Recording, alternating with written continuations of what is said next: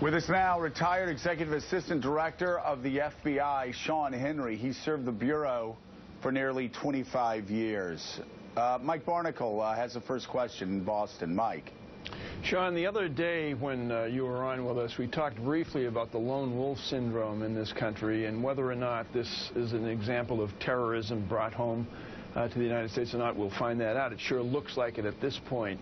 But could you speak to the difficulty of trying to find out who is prone to do these things, given the fact that they take advantage of our country, our liberties, the freedom of movement, the freedom of access, the freedom of commerce to purchase handguns, which are ubiquitous in this country. Could you speak to the dangers and the impossibility, really, of getting a handle on things like this?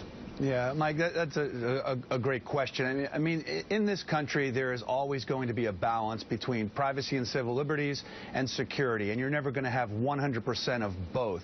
And in this country where people are free to move about, they're free to express themselves, that it's very difficult oftentimes to monitor this. When law enforcement, the FBI specifically, is looking at chatter, they're looking at people that are on social media and the types of things that they're saying, oftentimes that's protected speech. And the difference between somebody who's making comments that are protected by the Constitution and then somebody who moves from that side of the aisle, jumping over to where they're actually operational and are going to harm innocent citizens, that's a very fine line. It's a very big challenge for the FBI to do that successfully 100% of the time.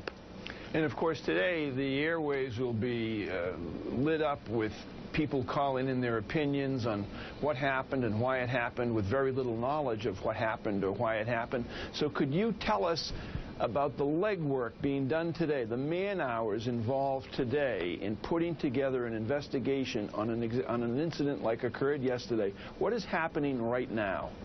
Well, this is all hands on deck. The FBI is working 24/7.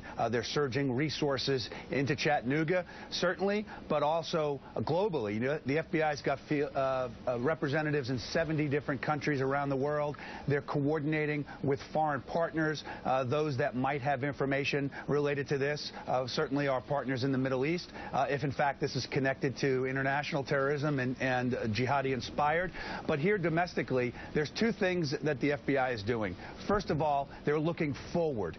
Who might be involved with Abdulaziz? Who may have been a co-conspirator? Is there anybody else that may be planning some other types of attacks that are related or tied, connected to this particular attack? So they're looking at social media. They're looking at devices in his home, computers, searches online, etc., to try and determine that full extent of his communication in his circle. Secondly, they're looking backwards. They're looking at who he was, where he may have traveled, and why. What was his motivation? How was he, in fact, inspired? Those things are both happening simultaneously, and it is happening with the full resources of the FBI and other partners in the federal government.